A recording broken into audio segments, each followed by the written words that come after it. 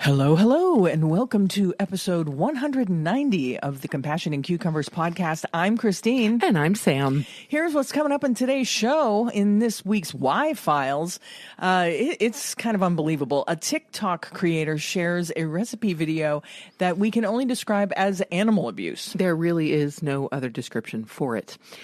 In our Noteworthy segment, good news out of Switzerland, they're mandating cruelty labels on animal products. Yeah, what? That's amazing. It's great news. And Yes. in our main topic, we're answering the eternal question. Why do people mock vegans? The answer to that might surprise you. But before we get into all of that, what have we been up to? Well, not a whole lot. No, we've been kind of helping my sister out yesterday. We were there helping her out. Sam went through some paperwork for her. I finished painting her bathroom that she had started before my brother-in-law passed. And there was my nephew and his wife were there, and they were doing some cleaning and some prep for a memorial thing that we're going to do for him in a couple of weeks. So, yeah, we've just been kind of focusing on family. We haven't done anything super exciting. No, I mean, outside of, going to the gym on still a rather irregular schedule, we really got to... Life seems to keep getting in the way. It does. Yeah. It does. And that's fine. That's life. It's Right. okay. It's not a big deal. Yeah. But I've been starting to, make some stuff for the veg fests and events that we'll be doing as summer turns into fall. Yeah. Because we have a more fall heavy event schedule this year than summer. Yeah. Our regional events have become kind of sparse, but recently there's been a new event that's been developed up in Syracuse. We are so excited about. Yeah, Vegtoberfest. Who wouldn't want a Vegtoberfest? Yeah. Come on. Some great people in the Syracuse vegan community have organized it's kind of like a new Veg Fest. It's going to happen in October, of course, thus the name Vegtoberfest. And it's going to be a blast, and we'll give you more information on it when it gets closer to the date. Yes, and I'm pretty sure we're going to get some lederhosen for Christine. Yeah. I actually have a Lederhosen t-shirt saved in a cart. It's somewhere. awesome. Yeah. Yeah. I don't think I want to wear full-on Lederhosen. Maybe not, but the shirt in and of itself is really pretty great. Yeah. So we don't have a whole lot of exciting things to report back as far as what we've been up to. We don't. Hopefully your lives have been more fun and exciting than ours have. But sometimes excitement is overrated. It can be. It's been kind of nice that, It can be. We've had some downtime. Yeah. Yeah. So let's just jump in. Here's this week's Why Files.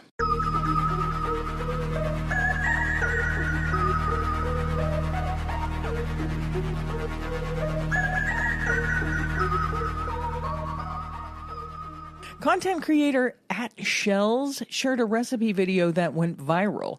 In the video, she put 2 live Maryland blue crabs into a glass air fryer, turned it up to 400 degrees for 15 minutes while she watched. Yeah.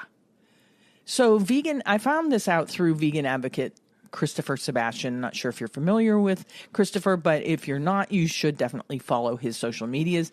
He shared in a video that the backlash was immediate and widespread, with many response videos being posted. Sebastian goes on to say that this might indicate to some that animal cruelty is deeply unpopular, but that he warns that while it's unpopular, it doesn't mean that it can't be monetized. Yeah. Right? Yep. Rage views are still views.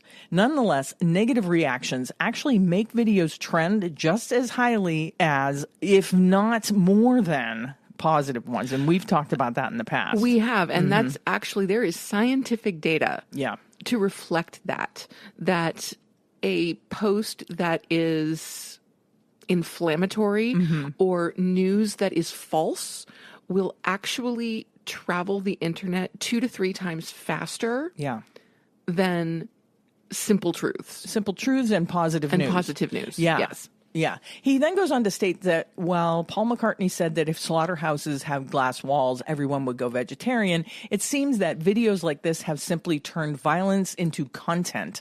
And it demonstrates an escalation of what people are willing to do for views and what he calls virality, making things go viral. He asks, does this mean social media encourages animal abuse?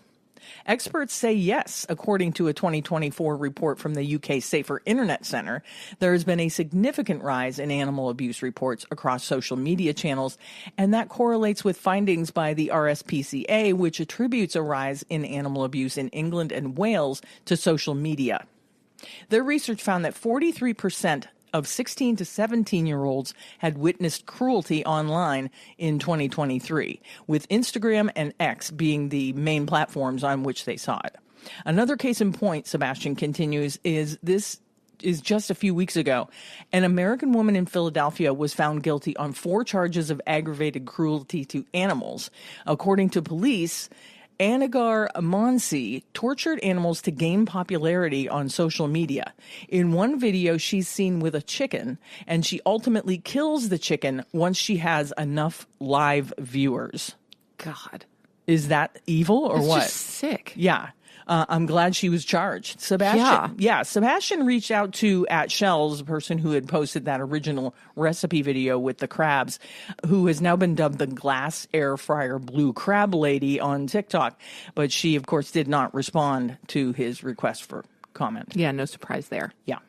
You know, learning about this, it's well known by anybody who listens to us that I have no good opinion of social media. Right. I'm very much anti-social media in general. I understand that there are benefits to it. I understand that, you know, people maintain connections with loved ones and all of that stuff. I get that. That's okay. But I think that when it comes down to it, social media has been far more a source for evil than it has been a source of good. Yeah, I totally agree. I think the bad has far outweighed the good. I totally agree. At this point. I think that social media has become a place where bullying is acceptable, violence is acceptable. Apparently. Racism and bigotry of all sorts has become it's become a platform for that. And frankly, I think that social media should just go away. I think that would be great, personally. I think everyone's lives would be better for it. Yeah, I think the world would be a far better place without it. I could not agree more. I do understand that there is some good that can be done through social media, such as looking for missing persons or, you know, people who are housebound that don't have community, that, you know, it gives them a place and, you know, and a way that they can connect. But the bad really far outweighs the good. Yeah, and I don't have any illusions that social media is going to go away anytime soon. But I do think, and this is coming from me, who is a fierce proponent of free speech. Yeah. It needs to be regulated. Yeah, and it was, as far as Meta is concerned, you know, Zuckerberg's company that owns both Facebook, Instagram, Threads, WhatsApp, among others. They used to have fact checkers and violence monitoring, hate speech monitoring. When Trump was elected and right before Trump got elected, all of that disappeared. They removed it. They removed it all. So there is no recourse. If somebody is bullying you on any of those platforms, there's nothing you can do. Just log off. There used to be content standards. There no longer are. Yeah. And then formats like YouTube, they have, you know, they have community standards. Yeah. But their community standards seem really far removed from what they should be. First of all, most of it is being monitored by AI, you know, so they're just looking for like keywords and stuff in people's videos. I know that I watch some content creators that focus on harm reduction, smoking cessation, stuff like that. And their videos constantly are getting flagged and removed and demonetized. And yet you can see things like this, you know, on social media. And yet on YouTube, there are people pushing guns and alcohol and smoking weed and stuff like that. And they don't seem to regulate that in any way. So, it needs help. But this scenario, I have to admit, never crossed my mind. Yeah. It never occurred to me that somebody would take a living animal and kill it on camera for views. Yeah, this is like the stuff of horror movies or something, right? I mean, I just don't understand. Yeah, I mean, that's pure evil. That people would do that for views. And, you know, these platforms, TikTok and whatnot, and even Facebook and Instagram, they monetize. You can monetize. That's why these people are doing it. So if there's money involved, you can bet that the lowest of the low are going to go as low as they can, right, in order to, get people to view it. And I think what Christopher Sebastian was trying to get, the point he was trying to get across is these things are out there, but don't give them, don't go there. Don't watch it just to see how hideous it is. And don't go there to even, comment on how terrible you think they are. Right, because it just gives them traction. Still gives them, it's like he said, rage views are still views. Rage comments are still comments. All of that boosts the algorithm. Yeah, their algorithm. Yep. So, it's just something I thought that, of course, is bizarre and that we should all be aware is happening out there. Yeah. If you have young people in your family, I would strongly discourage letting them use any form of social media. Right. And if you do, there are ways on a number, and correct me if I'm wrong, but I believe that there are ways on a number of social media platforms. I know it exists on YouTube, that there are parental controls where you can monitor or modify what your child can see and what they cannot. Yeah, there are, but there are also ways around those. I'm sure that there are. Yeah. What was that documentary about social media? Oh, The Social Dilemma. Yeah, The Social Dilemma. Yes. And they interviewed people who were directly involved in like the formation of Facebook and other social media platforms. Facebook, Instagram, Google, Twitter. Oh, Pinterest? Oh, Pinterest even. All kinds of things. All of those people involved in the business themselves said they would never allow their kids to be on any of those platforms. Right. Because they know how they're being manipulated. Yes. And in their creation of these platforms, the way they are being used is not how they were intended. But of course, with anything else, I mean, you open Pandora's box, you can't control what happens from that point on. You've let the genie out of the bottle, and people are going to use it as they will. Yeah. So I wanted to thank Christopher Sebastian for bringing this to light, and I highly recommend that you follow him on all of his social media if you go on social media. How ironic. I know, it is ironic. That's really, really ironic. But, you can, as adults, we can control our feeds. We can weed out all of the terrible, negative stuff, and we can bring in to our feed positive, educational, right now, if you're looking for, videos on resistance and civil rights and all of that, there are some ways to make your social media work for you. Yes. Just know that there is a lot of really bad stuff out there. Yeah. And this is a part of it. Yeah, absolutely. Yeah. Well, now, to counteract that, yeah, let's do some counteracting. Let's please do some counteracting and go into the Noteworthy segment for today. And we've got some seriously good news. This is really good news. Switzerland has introduced mandatory product labeling for painful animal practices. Starting July 1st, that's today if you're listening on release day, labels on meat, milk, and eggs will be required to include whether painful procedures were carried out without anesthesia or stunning. Examples include castration or dehorning of cattle without anesthetic, and castration, tail docking, or death clipping of pigs without pain relief. I'm thinking it's going to be interesting to see how this kind of transparency affects consumer habits. Yeah. I mean, again, let's go back to the Paul McCartney idea that if slaughterhouses had glass walls, everybody would be vegetarian. Right. And sure, I think there may be a significant impact. I mean, if you're going to the grocery store and you're picking up a package of, let's say, chicken breast, which is, all pristine and under plastic and all of that, but there's this big warning on it that says that the chickens were debeaked without pain relief, or that on a package of bacon, that the pigs had their tails docked or they were castrated without pain relief. Like, I'm thinking that might make a fair number of people think twice. It should. About what they're buying. Yeah, it should make people think twice. I'm curious to see what the labeling looks like. Yes. So that's something that we'll have to report back on, because I'm hoping that the labeling has a picture of animals on it. Yeah. It might not. Mm-hmm. It might just be a label with text. Mm-hmm. But I think it would be more effective. Oh, it'll be far more effective. Images are always more effective than text when it comes to this kind of stuff. I mean, they don't have to have images of the actual, tail docking or anything like that, but put an image of the animal. Right. Put an image of a pig or, a chicken or a cow. And not a cartoon image. No, an actual photograph. Actual photograph, yes. Actual photograph of the living animal that these terrible things were performed on. Yeah. My one reservation about this is that it sounds like the labeling is only mentioning if procedures were carried out without pain relief. Yeah. Not the fact that they were carried out at all. Right. I mean, okay, I guess tail docking is marginally better if the pig is not feeling pain when it happens, but... Yeah, apparently what mandates the labeling is pain.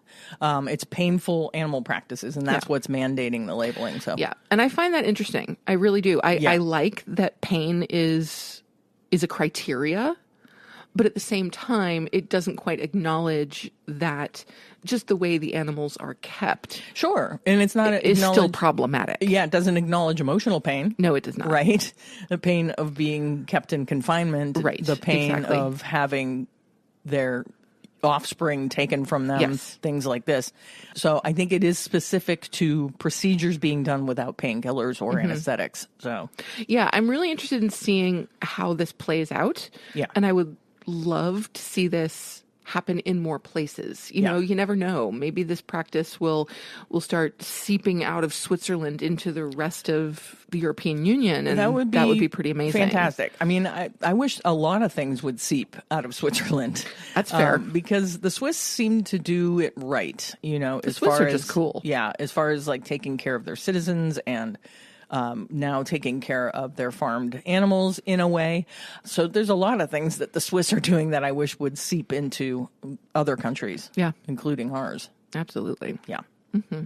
So that is good news. It is good news. Thank you, Switzerland. Yeah. And like I said, we're going to follow that. And I really want to see if I can find, once this is in effect, pictures of products with those labels on them. Yeah, that'd be great. So I'm sure you'll be hearing more about this. Yeah, it'll be interesting to see what they look like. That brings us to our main topic.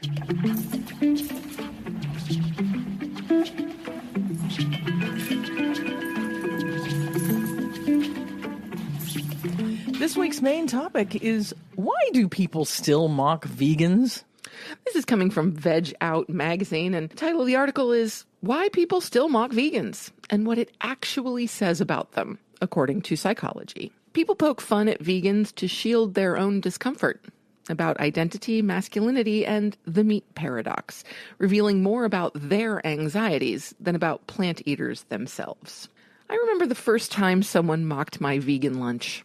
I was 14, unwrapping a warm bean and avocado burrito while my classmates devoured pizza. A boy wagged his slice at me and yelled, "Rabbit food!" I'm just going to stop you for a minute there. I like a good bean and avocado burrito. Yeah, hello. I mean, don't get me wrong, pizza's good too. Pizza's good too. But bean and avocado burrito, I'm there. Yeah. Cue the laughter. I felt a flush of embarrassment and, strangely, a flicker of pride. If my lunch triggered such theatrics, maybe it carried more power than I realized. 2 decades later, the jokes haven't aged much. Scroll any social feed and you'll spot memes about vegans announcing themselves. Late-night hosts riff that plant eaters are humorless, and uncles at barbecues still quip, "I'd rather die than give up bacon." For every earnest headline about climate-smart diets, there's a comment thread calling vegans sanctimonious. The mockery seems wildly disproportional to the choice. A person simply declines certain foods. Why the backlash? Psychologists point to the meat paradox, the cognitive dissonance most omnivores experience when they claim to care about animals, yet eat them.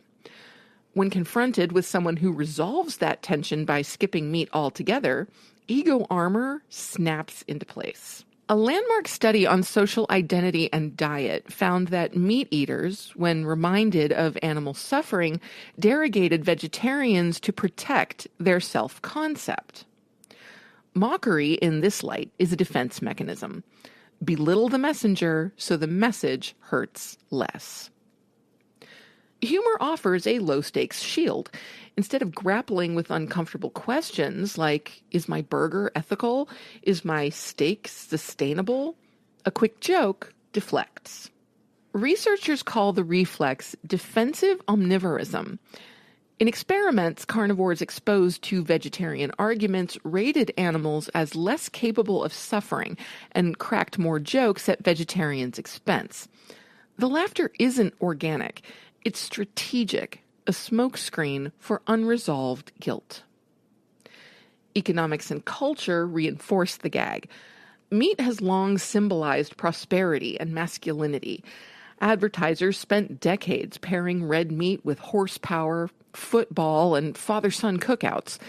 When someone at the table swaps ribs for jackfruit sliders, it undermines a story billions of ad dollars have stitched into our collective psyche. Identity is suddenly up for renegotiation. Better to poke fun at the vegan than rewrite the script. Gender norms, of course, amplify the tease. Surveys show many men rate vegetarianism as unmanly, equating meat with strength and virility. When a male athlete opts for tofu, he implicitly challenges that equation. Rather than confront shaky notions of masculinity, some bystanders reassert their status with a joke. Real men eat steak. The quip props up a hierarchy they're afraid might collapse. Yet mockery often masks curiosity.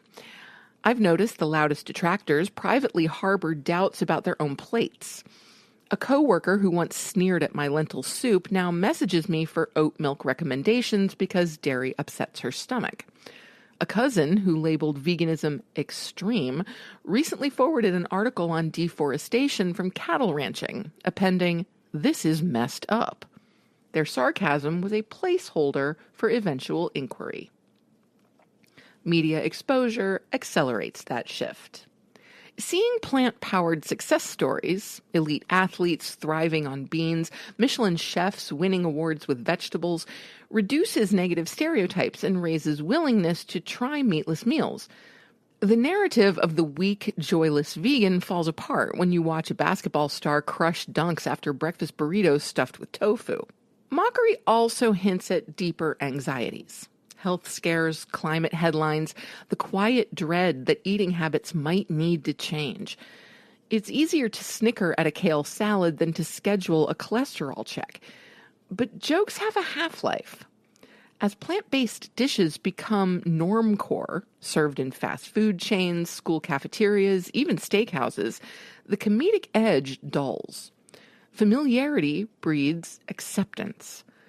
The punchline lands softer when everyone's nephew drinks oat lattes. So how should vegans respond? I've road-tested some strategies. Sometimes humor works. More carrots for me. Other times I offer a taste. Food curiosity can outrun prejudice faster than facts. If a joke feels aggressive, silence hands the discomfort back to the speaker. They often fill it with an awkward chuckle and move on. Above all, I talk about personal wins, steady energy, new flavors, rather than moralizing. Sensory language invites, while sermons divide. Empathy helps. Most vegans were once meat eaters. Remembering our own journeys softens defensiveness. I used to tease my gluten-free cousin's rice bread. Now I bake her a zucchini loaf she can eat. People evolve when given delicious bridges, not verbal barricades. Consistency chips away at mockery, too. After years of quietly enjoying plant food, I've seen family pivot. My dad, who once joked he'd be 6 feet under before ditching pork, now sneaks oat creamer into his coffee because it tastes good and sits lighter. Colleagues who mocked protein sources now share tofu recipes. Change rarely springs from a single debate. It arises from repeated exposure, good meals, and simple kindness. Of course, some jabs will linger. The cultural inertia behind meat is massive, but every quip is a mirror reflecting its author's internal tension about tradition, identity, or mortality. It's not our job to fix that tension. It's simply our opportunity to model a viable alternative. Over time, the mirror may turn inward. The joker might wonder why someone eating peas unsettles them more than, say, a heat wave threatening crops. Meanwhile, the world is tilting. Plant-based retail sales keep rising, and climate models show diet shifts could slash food system emissions by a third. As the mainstream absorbs these realities, mockery will fade. A footnote to a bygone era when giving up meat felt as radical as giving up leaded gasoline. Until then, remember that the laughter isn't about you. It's the sound of cognitive dissonance meeting its match. Smile, savor your roasted miso eggplant, and let the joke age like dairy left in the sun. Eventually, even the staunchest carnivore may ask for a bite, if only to discover what all the fuss tastes like. That's a great article. It really is. Yeah, props to Maya Flores for that article. It's really wonderful. Yeah. And that came again from vegoutmagazine.com. We'll include a link to the article in the show notes, because we had a listener who listens on YouTube mentioned that they would like it if we would include links to the articles that we discuss. Yeah. And I think, that's a great idea. Absolutely. So we'll do that. I mean, sometimes I do, sometimes I don't, but we'll do that from now on. Sounds good. Have you been mocked about your veganism, like say at work or? I mean, I've had a little bit of good-natured teasing, for sure. Like, there was one day, it was an audition day, and I have a tradition with audition days. The department provides refreshments for the many, many prospective students and their families that are coming in. And unfortunately, the budget that I have to do this with does not allow me to get the baked goods from the only place in town that does vegan baked goods. Right. And so I wind up having to go to Tim Hortons. And so I get donuts and I get, Timbits and I get some muffins and coffee and all of that.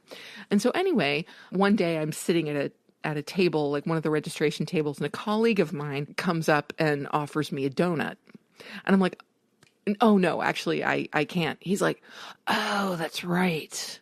And then he picks up, like the biggest, goopiest donut he can and just, bites into it. And he's like, you'd like to see none of us be able to eat these. And I'm like, well, sure, that'd be great, but it's still your choice. Like, I'm not going to rib on you for eating a donut. Have a donut, like it's fine. So I'll occasionally get a little bit of good-natured teasing. Yeah. But other than that, most people will express a little bit of curiosity. Yeah. I've had a couple of colleagues say, wow, I wish I could do that. Like, that would be really interesting to me, but I have kids and it's harder with kids. Yeah. And my kids are really picky eaters as it is. And so that would be really challenging. That would be challenging. And I respect that. That's perfectly fine. And then I have some, like my friend Dan, who goes to London with me every January. And he is always super excited about any restaurant that I choose. Yeah. Yeah, it's like his thing now. He's like, yeah, no matter where we go, no matter what city we're in, it doesn't matter if Sam's got a restaurant to recommend. I know it's going to be great. Yeah. And so he's really happy to go to fully vegan places with me and will actually help me search them out, which is really very cool. Yeah, that's great. Yeah. That's so great. I haven't faced much mockery. Yeah, I used to face quite a bit of mockery at work because I could imagine in the environment that you're in. Yeah, I mean, I worked in the trucking industry. And so, a lot of blue collar fellows, and they would make a lot of jokes about my, my tofu stir fry that I was heating up in the microwave at work, or, how I would get them back is I would bring a big thing of Brussels sprouts and heat those up.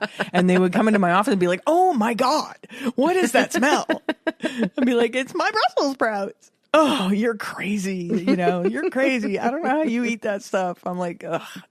Yeah, so I used to get a lot of ribbing, and frequently they would get pizzas and stuff, and sure, I could eat none of it because they would always get it slathered in cheese and animal products and meats and stuff, and they would just like eat it in front of me and like joke, sorry, you can't have any, and I'd be like, yeah, that's all right. I feel bad for your arteries. Exactly.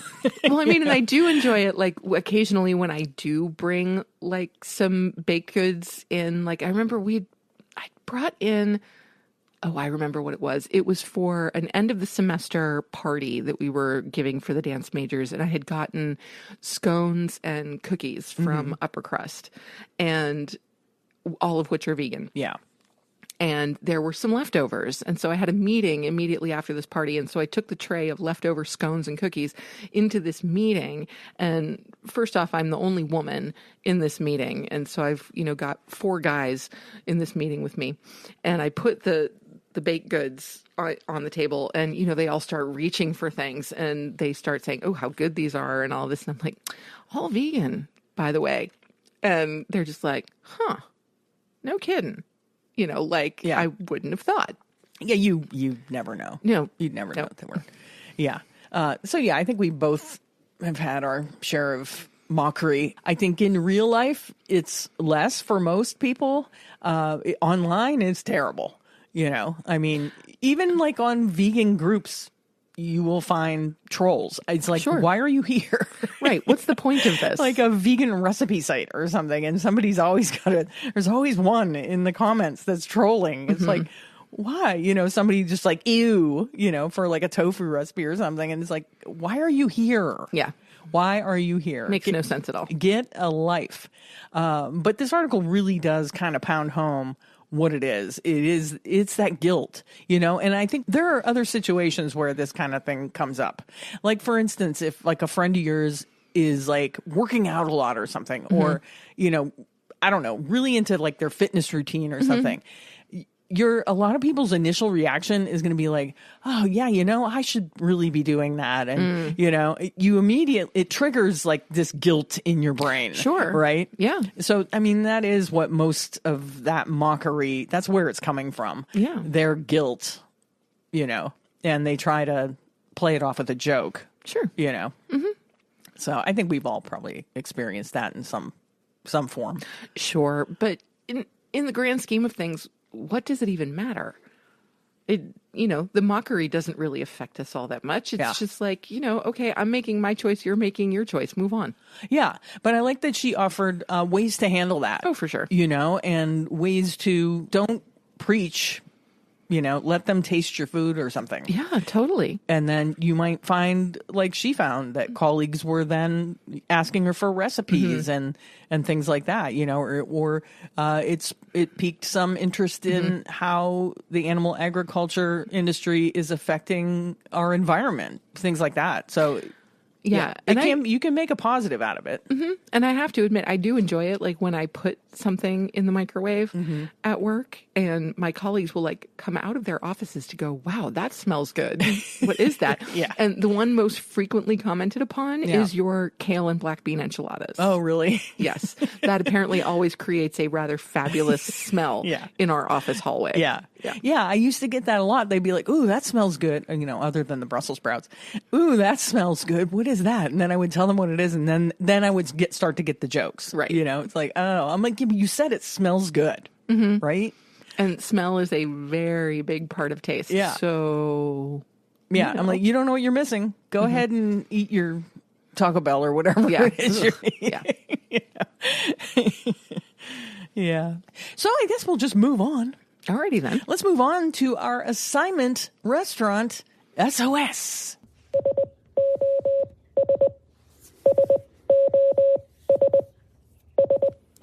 This week's restaurant SOS is one of our personal favorites. That is Planta.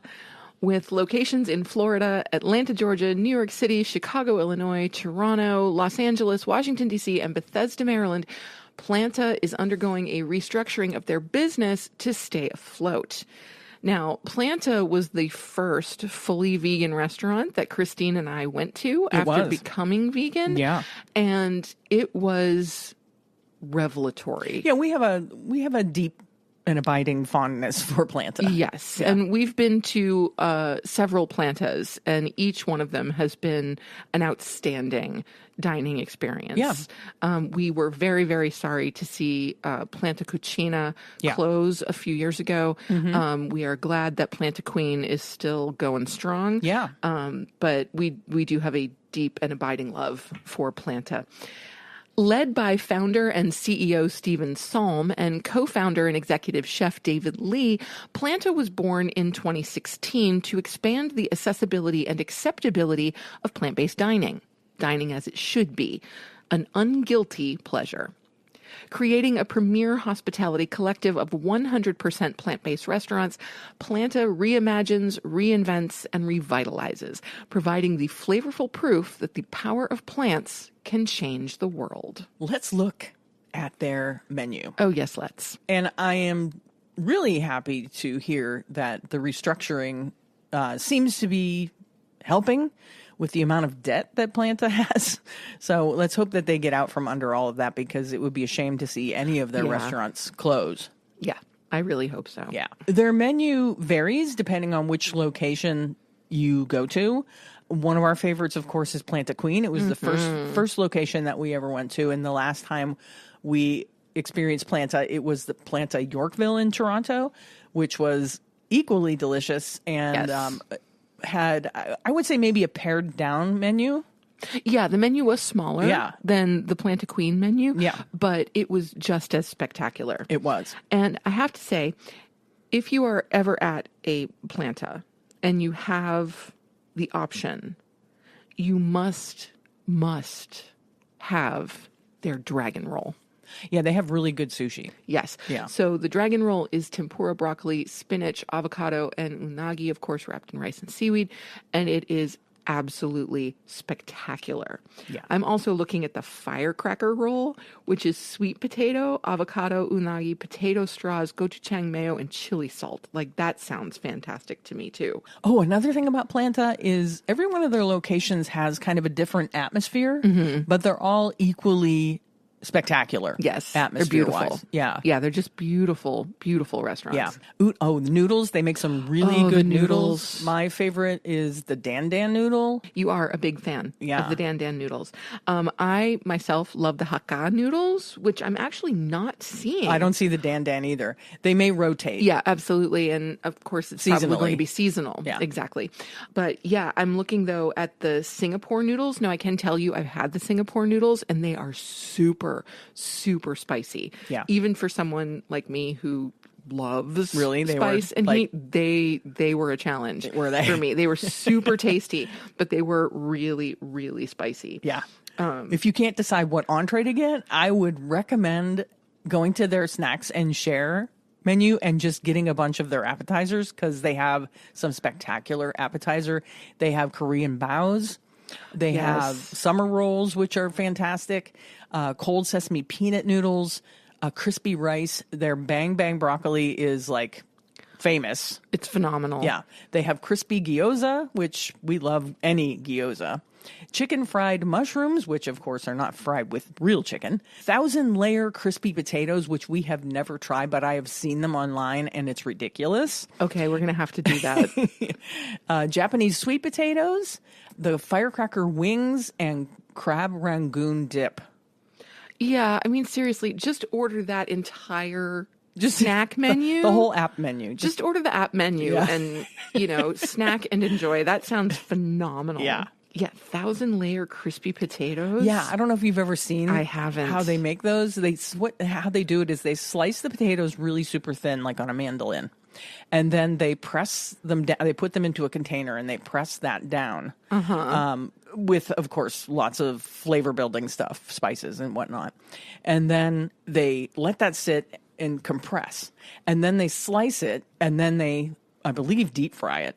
So what you end up with is like this square of like thousands of thinly sliced layers of potato. Oh, that's crazy. And they're, like stacked up like a couple inches high. Yeah. Yeah. That sounds pretty I've ridiculous. never tried theirs, but I've seen it online and it looks amazing. I'm just going to take a quick look at Yorkville's menu to see what the differences are. Okay. Oh, yeah. So one of the big differences between Yorkville and Planta Queen is that Yorkville has stuff like burgers and pizza and pasta that you don't get at Planta Queen, which holds to a more specifically Asian and more like fine dining kind of. Yeah, exactly. Yeah. Oh, I wouldn't say that Yorkville's any less fine dining, but there are some differences. Yeah. You know, they've got a house burger, which is actually what we both had when we were maybe there. It's that Yorkville has more kind of Western inspired dishes. Yeah, that's fair. They also have a classic Reuben, which I'm thinking might not have been on the menu when we were there because you totally would have gotten that. It might have been, and I may have said, I just have to steer away from a Reuben for once and get something else. Because every time I see a Reuben on the menu, I feel like compelled to order it. So I may have just steered away from it and gotten something else. Yeah. So there are definitely a few differences. I mean, they have the same snacks. They've got the same rolls, all of those kinds of things. But they do have some sandwiches and pastas and pizza, which you don't get at Planta. And it seems like most of their locations also have a brunch menu. Yeah. Which, oh my God, I don't know if you know me. I love breakfasts. I love breakfast and brunch so much. It is so near and dear to my heart. So they have breakfast bowls and crispy mushroom Caesar wrap and loaded breakfast burrito and bread pudding French toast. And a banana protein waffle? Yeah. Why not? Portobello eggs Benedict. This all sounds really, really fantastic. Yeah. Okay, so now we know the next time we're in Toronto, we have to do Planta for a brunch. Yeah. Instead of a dinner. Yeah. We've never tried their brunch menu. We haven't. And they have some really fantastic sounding things on there. Yeah. So if you are in any of those locations, Florida, Atlanta, Georgia, New York City, Chicago, Illinois, Toronto, Los Angeles, or in the Washington, D.C. area, don't skip Planta. Do not skip Planta. Check it out. And while you're there, take a picture of your food and send it to us because we would like to enter you in this month's Vegan Dinner Winner Contest. Yeah, come on, people. Send in those pictures of your food. We want to see.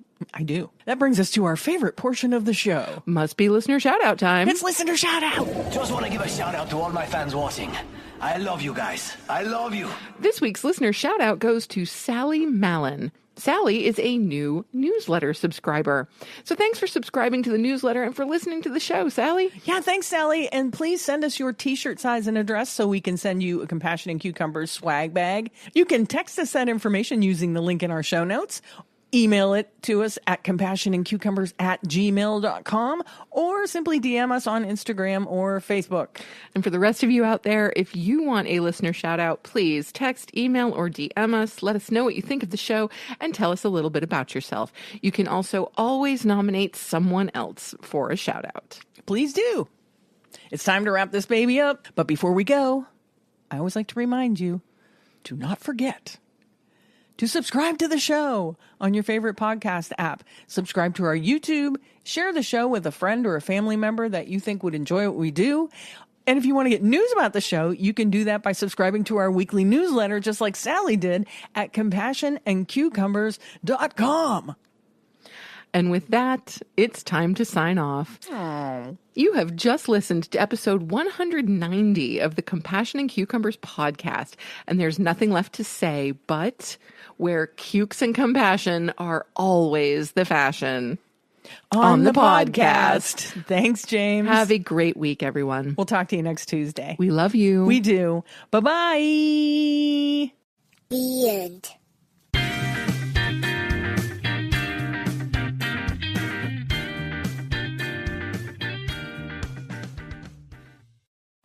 If you'd like to support the Compassion and Cucumbers podcast, well, you can do that by hopping on over to our Patreon page and becoming a patron. We have all the recipes from our vegan kitchen series up there, and we'll be adding some patron-only episodes in the near future. So thank you for supporting us at whatever level that you choose, and thank you again for listening to Compassion and Cucumbers podcast.